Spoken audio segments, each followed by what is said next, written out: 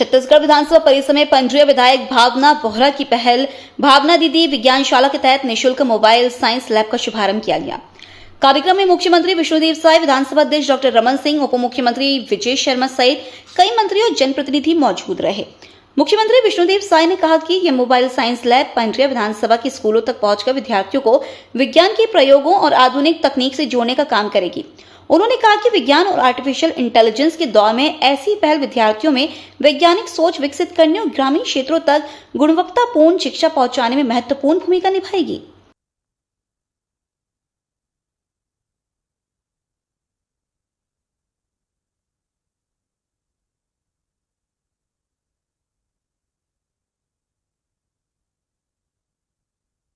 पंडरिया की विधायक श्रीमती भावना बोहरा जी आज अपने विधानसभा के जो स्कूल हैं, middle school, high school, higher secondary, उनके बच्चों के लिए एक भावना दीदी की विज्ञानशाला लोकार्पित कर रही हैं। उनको बहुत बहुत बधाई, शुभकामनाएं। हमेशा इस तरह का कुछ न कुछ अपने विधानसभा के लिए वो करती रहती हैं और ये चलता फिरता विज्ञानशाला है। ये उनके विधानसभा के हर स्कूलों में जाएगा, middle school, high school, higher secondary school में। और आजकल का ये ज़माना AI का ज़माना है, तो इमर्जिंग टेक्नोलॉजी से युक्त ये बस है और इसमें मतलब आपका ड्रोन, रोबोटिक, आजकल सर्जरी भी होती है। ये सब के विषय में 5 इसमें टेक्नोलॉजी है, उसके विषय में स्कूल जाकर बच्चों को सिखाने का काम करेंगे। बहुत बहुत बधाई है विधायक जी को। नवा रायपुर के नकटी गांव में मकान तोड़े जाने के विरोध में कांग्रेस ने प्रदेश अध्यक्ष दीपक बैज के नेतृत्व में न्याय पदयात्रा शुरू की। नकटी गांव से राजभवन तक निकाली जा रही इस पदयात्रा में प्रभावित परिवारों के साथ कांग्रेस के विधायक, पदाधिकारी और बड़ी संख्या में कार्यकर्ता शामिल हुए।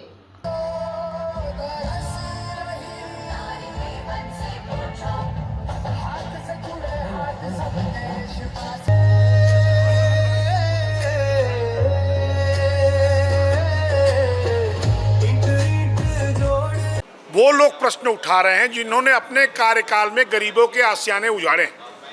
उदाहरण के रूप में छेड़ी खेड़ी रायपुर, बिलासपुर का गोलपारा और चाटापारा अपने आप में एक उदाहरण है जो भरी बरसात में पिछली सरकार ने आतताई तरीके से, तानाशाही तरीके से गरीबों के आशियाने उजाड़े और ना ही उनको मकान दिए। ये विष्णुदेव साय जी के सुशासन का संकल्प है कि जिन प्रधानमंत्री आवास के लोगों को सामान्य आवासीय प्रयोजन के लिए भूमि खाली कराई गई है, उनको उनकी क्षमता से 4 गुना ज़्यादा जाकर आवास उपलब्ध करा दिए गए हैं। और मैं तो स्पष्ट कहता हूं कि कांग्रेस यानी भूमाफियाओं का संगठन 10,000, 20,000, 25,000, 30,000 स्क्वायर फीट में कब्जा करने वालों को अगर ये वंचित और शोषित मानते हैं तो कांग्रेस और कांग्रेस का पूरा दल भूमाफियाओं के तरह व्यवहार कर रहा है, क्योंकि वास्तविक तौर पर छत्तीसगढ़ की भू संपदा को बेच खाने वाले लोग कांग्रेस में थे। मैं बात स्पष्टता के साथ इसलिए भी कह रहा हूं कि हाईकोर्ट में मेरा ही PIL था जमीन बेचने वाले माने पर कि पहले आओ पहले ले जाओ, और ले जाने वाले लोग कौन? कांग्रेस के वर्तमान के विधायक और पदाधिकारी। तो मैं आपके माध्यम से स्पष्ट कर दूं कि भू माफियाओं का संगठन है कांग्रेस, और संपूर्ण कांग्रेस जमीन की खरीद फरोख्त में संलिप्त है पूरे प्रदेश में। आज हमारे कांग्रेस के सभी साथियों ने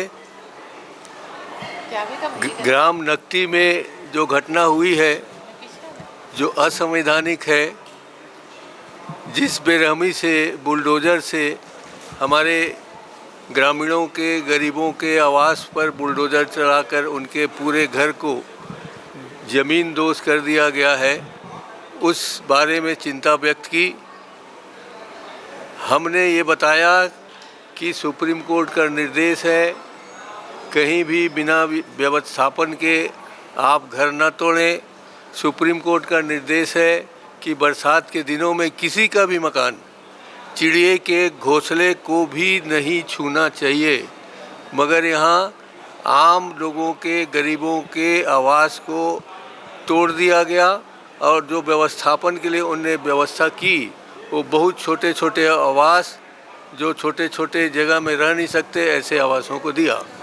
वहाँ की बारे में आप सब लोगों ने माध्यमों से पढ़ा होगा, अपने पेपर के माध्यम से आप सब लोग इस बात से परिचित हैं कि जो वहाँ माननीय वहाँ के सांसद महोदय ने भी उनको जो वादा किया गया था कि घर नहीं तोड़ेंगे, उनकी दिल्ली जाते ही घर तोड़ के उनको आवाज़हीन कर दिया।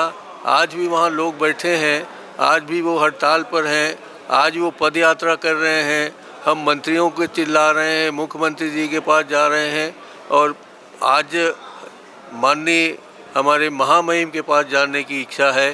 गए हैं लोग, मगर कोई किसी के द्वारा हमारी बात को सुनी नहीं जा रही, अनसुनी की जा रही है। इस मामले में हमने ध्यान आकर्षण नहीं बल्कि स्थगन प्रस्ताव दिया था, जिसका भी जवाब माननीय मंत्री जी द्वारा नहीं दिया गया। जल जीवन मिशन को लेकर नेता प्रतिपक्ष डॉक्टर चरणदास महंत ने कहा कि उन्होंने अभी संबंधित रिपोर्ट का अध्ययन नहीं किया है, लेकिन योजना से जुड़े भुगतान का मामला गंभीर है। महंत ने कहा कि जल जीवन मिशन के कार्यों में करीब 2200 करोड़ रुपए का भुगतान लंबित होने की बात सामने आई है। उन्होंने आरोप लगाया कि भुगतान नहीं होने से कई ठेकेदार प्रभावित हैं। कांग्रेस शासनकाल के दौरान कार्य करने वाले ठेकेदारों का भी पैसा रोका गया है। उन्होंने कहा कि इसमें कहीं न कहीं गड़बड़ी की आशंका है। रिपोर्ट का अध्ययन करने के बाद कांग्रेस इस मुद्दे को विधानसभा में उठाएगी।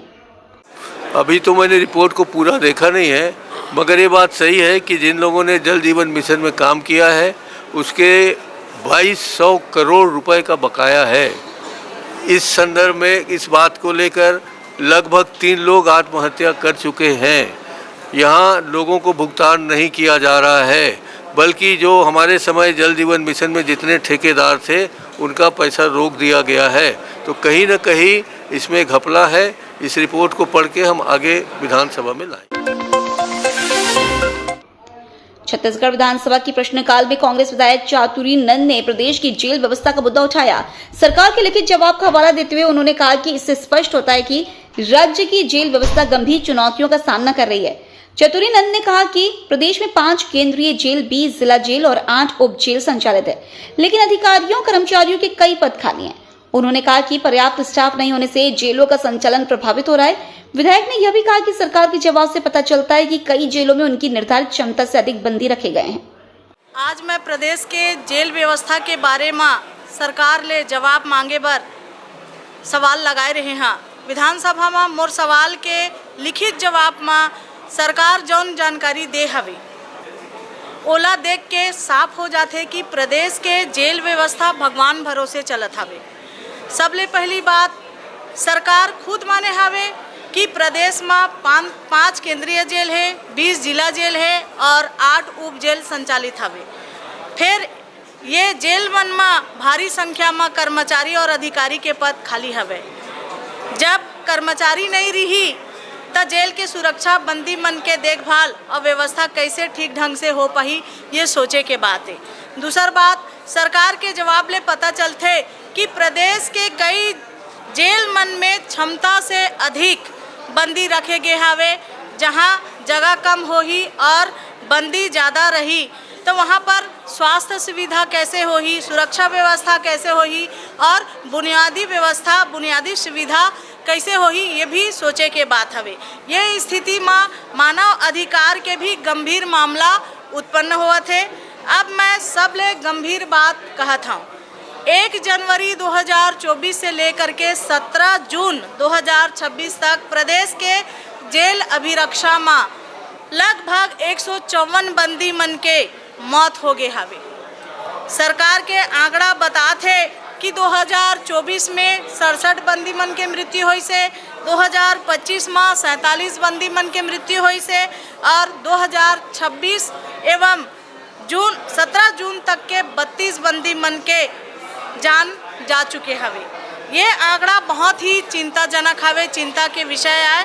सरकार कहते कि सबो मामला में मजिस्ट्रियल जांच के आदेश दे गए हवे। मैं सरकार ले पूछना चाहता हूँ कि का जांच के आदेश दे से भर जिम्मेदारी पूरा हो जाते। आज तक कतका जांच पूरा होइस, कतका अधिकारी मन के ऊपर कार्रवाई होइस, और ऐसन घटना दोबारा नहीं होए ओकर बर सरकार का ठोस कदम उठात हवे, ये भी एक प्रश्न चिन्ह है।